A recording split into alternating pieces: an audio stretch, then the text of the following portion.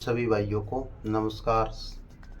आज हम फिर एक मुद्दे पर वीडियो बना रहे हैं। मुद्दा क्या, ये तो झगड़ा ही है और ये हम बना रहे हैं सावरकर पर। और लड़ाई चली आ रही है काफ़ी दिनों से। पहले तो चलो इनको कोई जानता भी नहीं था, इनका नाम भी कहीं नहीं था, लेकिन अब इनको मतलब ज़बरदस्ती से वीर बनाया जा रहा है। तो क्या सच में सावरकर को वीर कहें या माफ़ी वीर? इतिहास क्या कहता है, हमने इतिहास में क्या पढ़ा है। लेकिन अब कुछ लोग हैं जो इतिहास को तोड़ मरोड़ के लोगों के सामने पेश करना चाहते हैं। भारत की आधी जनसंख्या ऐसी है जो इसको माफ़ी वीर मानती है, और कुछ लोग जो 2014 में आज़ाद हुए वो इनको वीर मानती है। चलो ठीक है, मानना ना मानना अलग बात है। एक व्यक्ति के लिए दो अलग अलग राय हो सकती है, लेकिन एक उन लोगों पर भी थोपना जो इन चीज़ों को नहीं मानते, सावरकर को माफ़ी वीर ही मानते हैं, उन लोगों पर ज़बरदस्ती थोपने का प्रयास किया जा रहा है कि तुम मानो कि ये वीर है। लेकिन अपना इतिहास क्या कहता है, जैसे कि अभी पहले इतिहास की बाद में बात करेंगे। अभी इनकी एक मूवी आ रही है, मूवी का नाम है वीर सावरकर, और इनका जो रोल है वो निभा रहे हैं रणदीप हुड्डा, जो कि हरियाणा से हैं। रणदीप हुड्डा ने इनका रोल निभाया है वीर सावरकर की मूवी। जैसे हमारे Ram Rahim ji, actor, director, producer, action man, camera man, light man और एक्शन मैन और म्यूजिक के और सिंगर और लेखक और प्रोड्यूसर। मतलब जैसे आप राम रहीम के गाने चेक करोगे ना, गाने फिल्में, तो उसमें जो जो क्रिया होती है फिल्म के अंदर, जो जो किरदार होते हैं, राइटर, एक्टर, प्रोड्यूसर, फलाना ढिमका जो भी है, वो उनके सब के आगे नाम है राम रहीम लिखा मिलेगा। वैसे ही इस मूवी में कुछ, वीर सावरकर मूवी में ऐसा ही कुछ सिस्टम है। जैसे कि एक्टर भी रणदीप हुड्डा ही है इसके अंदर, और डायरेक्टर फलाना ढिमका जो भी है, मतलब लेखक, पता नहीं ये कहाँ से स्टोरी बना के लाए हैं। तो रणदीप हुड्डा के कुछ ट्वीट भी आए हैं, फेसबुक पे पोस्ट की है उन्होंने कि अगर गांधी जी चाहते तो हमें 35 साल पहले ही, अगर सावरकर जी की चलती तो हमें पहले 35 साल पहले ही आज़ादी मिल चुकी होती। अब अड़ियो, हरियाणा में को होता है अड़ियो दड़ियो बहु पे पड़ियो, मतलब जो कुछ भी अपना इतिहास बनाने के लिए जो लोग आ रहे हैं फिलहाल 8-10 साल से पीछे, पहले टाइम में वो गांधी जी की कोदर पकड़ते हैं कि इसने ऐसा नहीं होने दिया, इसने ऐसा नहीं होने दिया। नेहरू गांधी सारा दोष इन पे मंड के पूरा का पूरा, और अपना वो कर लो कि हम शहीद थे या वीर थे या कुछ और थे।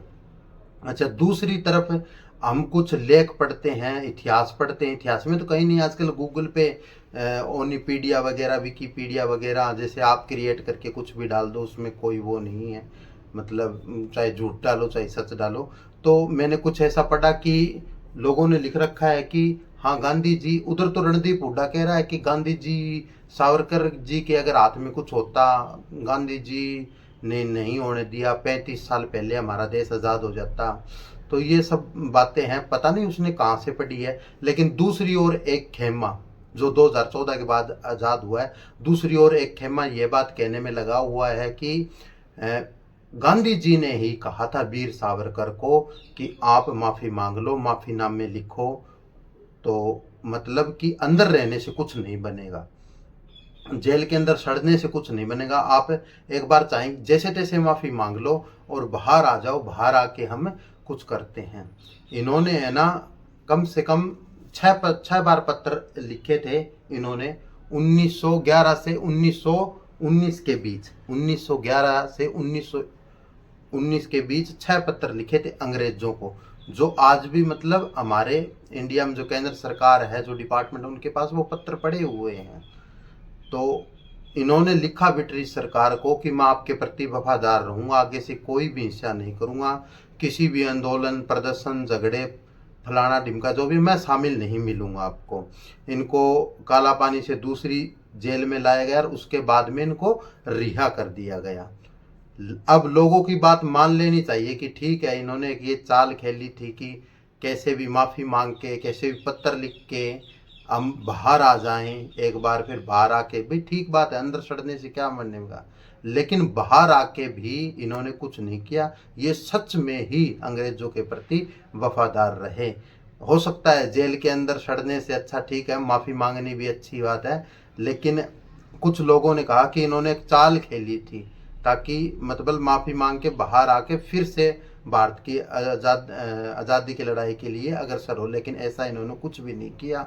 जब इनकी सारी सज़ाएं वगैरह माफ़ हो गई और ये बाहर आ गए तो इन्होंने अंग्रेज़ों से पेंशन भी ली और सदा उनके लिए वफादार रहे। उसके बाद इन्होंने कोई भी धरना, आंदोलन, प्रदर्शन कुछ भी कहीं भी नहीं किया।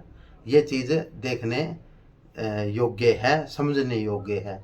अब चलो किसी ने मान लिया कि ये वीर था, ये जो नहीं मान रहे हैं उनके ऊपर धक्के से थोपने से क्या फ़ायदा है। अब बॉलीवुड एक्टर और कोई भी खिलाड़ी, कोई भी समाज सेवी और कोई भी क्रिकेटर, जैसे कि कोई भी आईएएस आईपीएस जज फलाना ढिमका जो भी है, ये रिटायरमेंट होते हैं या इनका काम नहीं चलता या खेल में नहीं चलते तो ये आने की कोशिश करते हैं राजनीति में, और राजनीति में घुसने के लिए अलग अलग दरबार हैं इनके।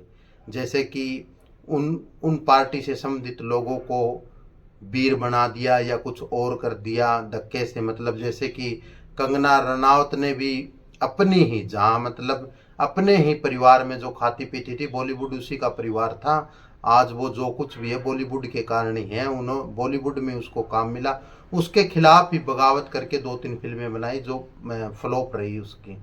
तो वो चाहती थी कि एक वर्ग है ना, एक जो 2014 के बाद आज़ाद हुआ तो हम उसको अपनी तरफ आकर्षित कर लेते हैं, लेकिन ऐसा नहीं होता। या मोदी जी के ऊपर बनाई हुई बायोपिक औंधे मुंह गिर जाती है धूम धड़म से, क्योंकि और उसकी मतलब जो उस पर खर्च किया जाता है उसका मतलब 10वां हिस्सा भी फिल्म नहीं कमा पाती है।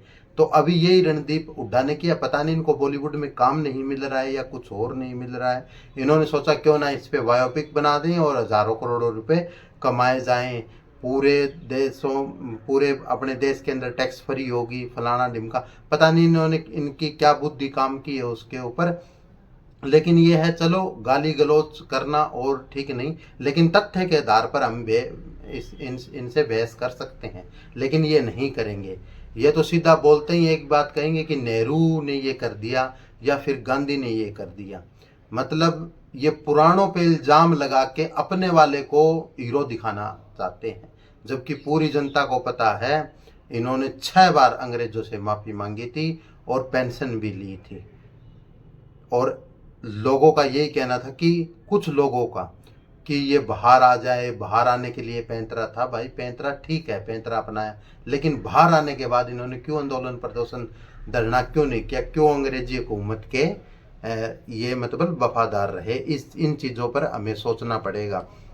अब मूवी बना रहे हैं तो मूवी बनाकर लोगों को परोसी जाएगी और दिखाई जाएगी कि ऐसे ऐसे ऐसे ऐसे जो भी हुआ, ठीक है, इनके अंदर एक क्रांति की भावना जागी थी, ये थोड़े उछल कूद में उछले भी थे, लेकिन बहुत जल्दी ही इन्होंने हाथ जोड़ दिए थे, ये भी बात है। तो इनका है ना इतिहास जो है, इनको हम वहाँ तक नहीं चढ़ा बढ़ा सकते जहाँ तक भगत सिंह, चंद्रशेखर, उधम, लाला लाजपत राय, महात्मा गांधी, सुभाष चंद्र बोस, उस कैटेगरी में नहीं रख सकते इनको, इस कैटेगरी में। लेकिन ये अभी जो 2014 के बाद जो जनता आज़ाद हुई उनका एक मात्र मसीहा ये है, एक मात्र आज़ादी के आंदोलन में लड़ने वाला इन्होंने जो बनाया है, खुद से भी ये आई इसने लड़ा, मात्र एक ये ही है। क्योंकि जो 1947 में जो लोग आज़ाद हो चुके हैं, जिनके पूर्वज हम जैसे लोग आज़ाद हो गए, उनके लिए भारत में बहुत लोगों ने बलिदान दिया है, उसमें हिंदू मुस्लिम दोनों हैं, बहुत ज़्यादा मात्रा में बलिदान दिया है। तो आप इसके तथ्य को जानकर आप तय कर सकते हो कि माफी वीर कहें या फिर वीर कहें। राम राम सभी भाइयों को, नमस्कार।